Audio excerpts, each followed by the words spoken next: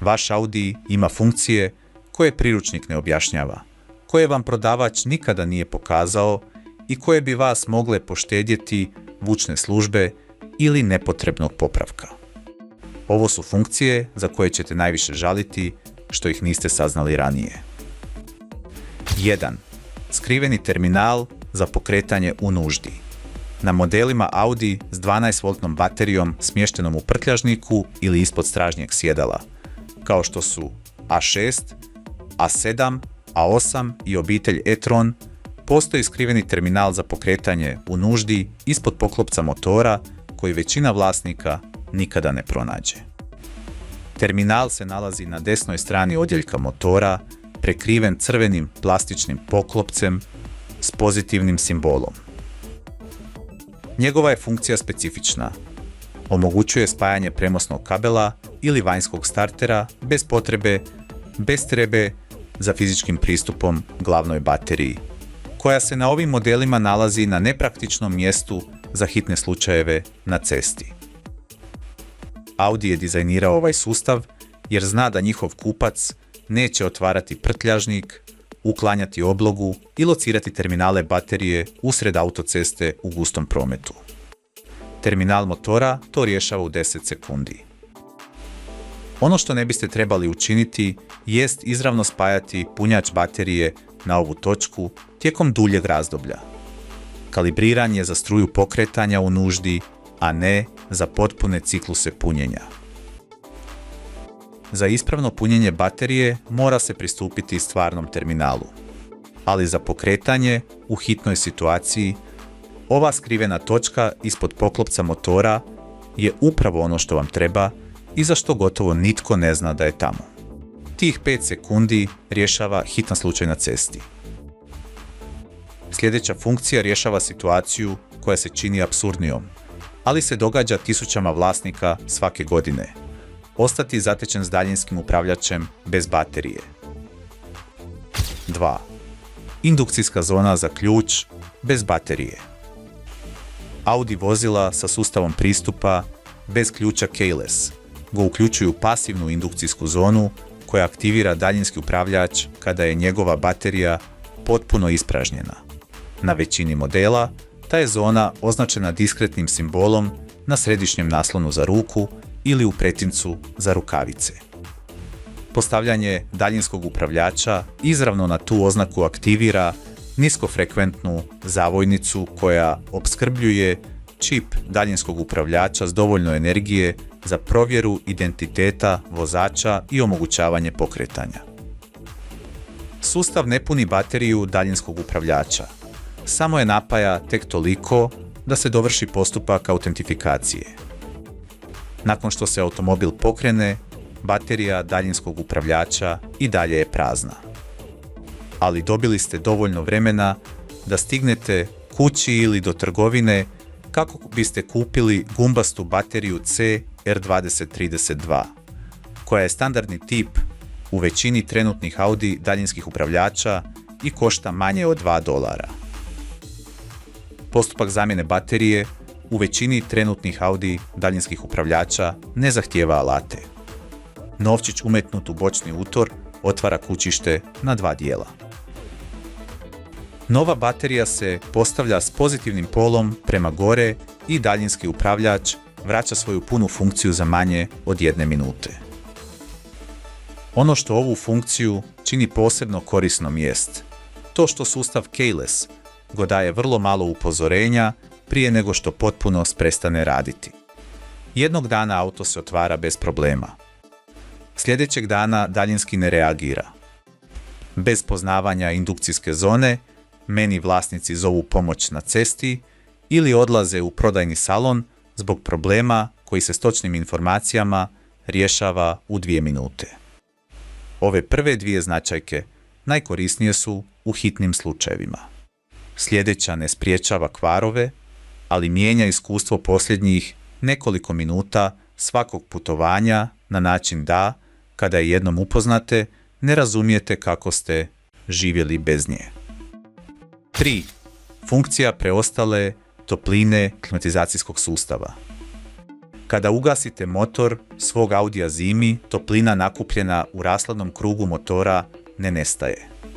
Klimatizacijski sustav može je nastaviti koristiti nekoliko minuta bez potrošnje goriva.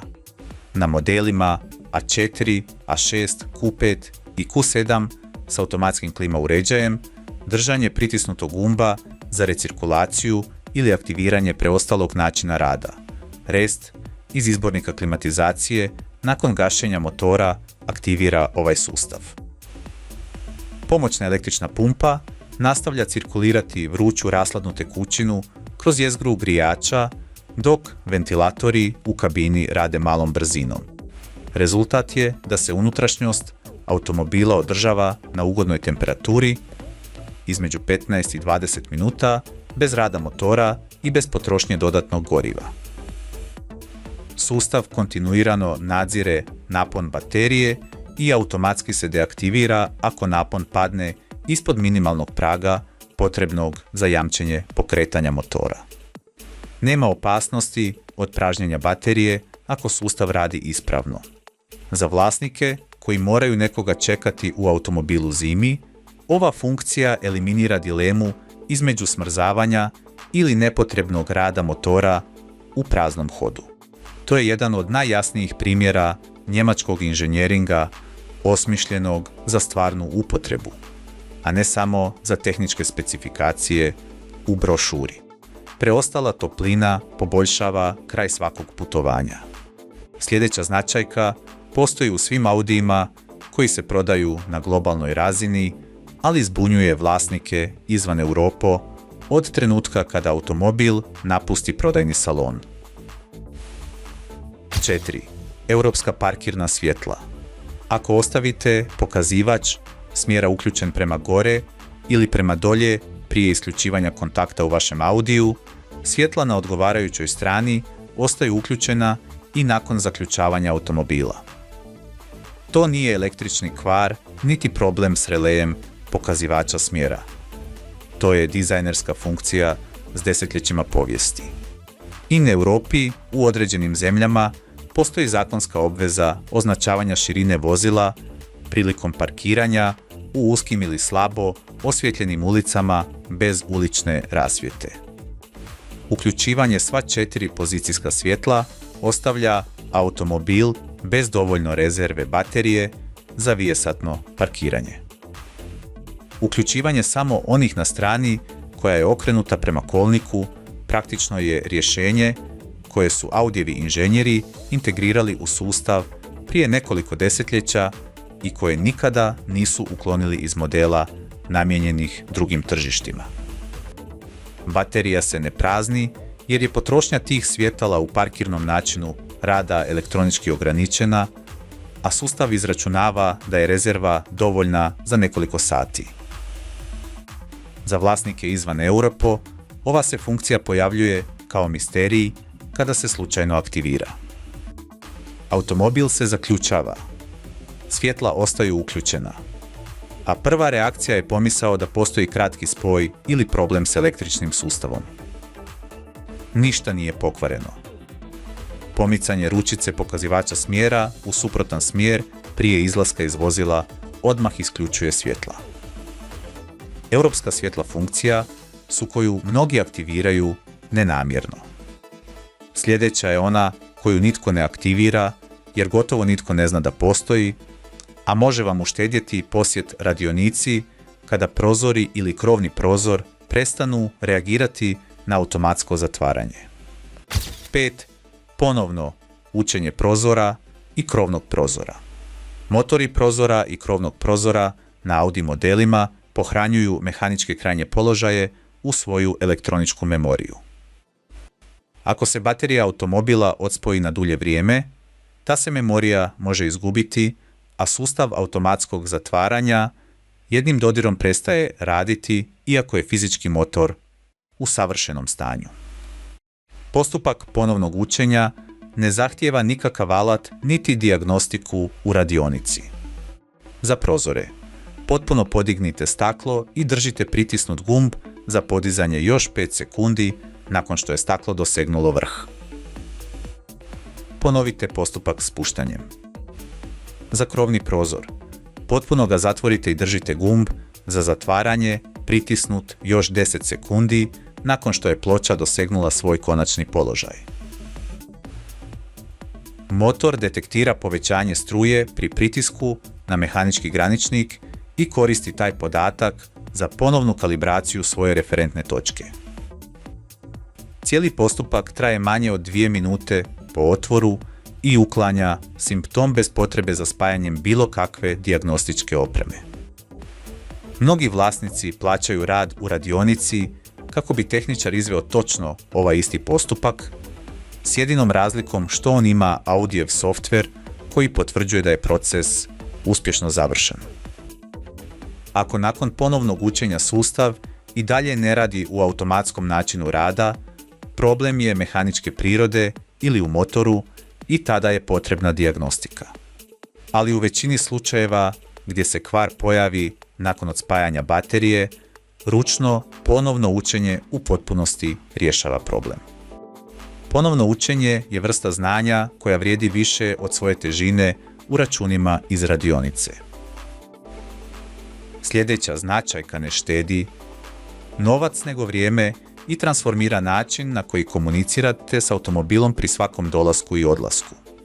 6. Inženjerski izbornik MMI-a. Audijev infotainment sustav MMI uključuje skriveni dijagnostički izbornik kojem tehničari pristupaju kako bi provjerili verzije firmvera, signal mobilnih podataka, status modula povezivosti i prisilno ponovno pokretanje sustava bez potrebe za odspajanjem baterije. U MMI sustavima prethodnih generacija s rotirajućim gumbom uobičajena kombinacija za pristup je istovremeno držanje pritisnutih gumba za izbornik, menu i navigaciju prema naprijed nekoliko sekundi. Na sustavima MMI Touch Response s punim zaslonom, pritiskanje dvama prstima u gornjem desnom kutu zaslona u trajanju od 5 sekundi aktivira dijagnostički način rada u većini verzija softvera. Iz tog izbornika moguće je provjeriti točnu verziju firmvera svakog modula, provjeriti jačinu LTE signala, izvršiti potpuno ponovno pokretanje infotainment sustava kada se zaslon zamrzne ili prestane reagirati, te provjeriti status veze s Audijevim poslužiteljima za ažuriranje. Ovaj izbornik nije dizajniran kako bi krajnji korisnik bilo što mijenjao. Dizajniran je za tehničara kako bi dijagnosticirao jednostavne situacije bez potrebe za spajanjem vanjske opreme. Ali za vlasnika koji zna da to postoji, to je razlika između rješavanja zamrznutog MMI sustava u 2 minute ili gubljenja pola jutra u radionici zbog problema koji se rješava prisilnim ponovnim pokretanjem. Nijedna od ovih značajki ne pojavljuje se u prodajnom sažetku autosalona. Sve su dokumentirane u Audijevim tehničkim priručnicima ili u servisnim biltenima koje tehničari svakodnevno konzultiraju. Njemački dizajn obično ne najavljuje ove funkcije jer njegova filozofija polazi od drugačijeg načela. Izgraditi rješenja za stvarne probleme i pustiti vlasnika da ih otkrije kada mu zatrebaju. Problem je u tome što ih mnogi vlasnici nikada ne otkriju. Plaćaju rješenja za probleme koje su mogli sami riješiti. Ili jednostavno ne iskorištavaju prednosti automobila koji ima više nego što se čini. Poznavanje ovih značajki ne mijenja ono što automobil jest. Mijenja ono što vi možete učiniti s njim.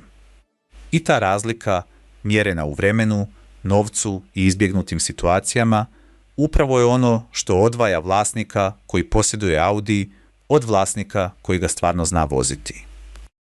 Ako vam je ovaj video otkrio nešto što niste znali o svom Audiju, pretplatite se kako ne biste propustili sljedeće analize. I recite mi u komentarima koju ste od ovih značajki već znali, a koja vas je najviše iznenadila.